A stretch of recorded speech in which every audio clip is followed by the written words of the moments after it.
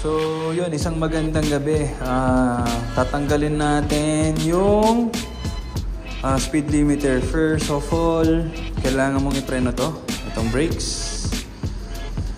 Preno. I-open mo. Open. See, open. Press mo yung mode 3 beses. Okay. The second time. And the third one, tapos bitaw mo yung preno. Pag binitaw mo yung preno, makikita mo ano,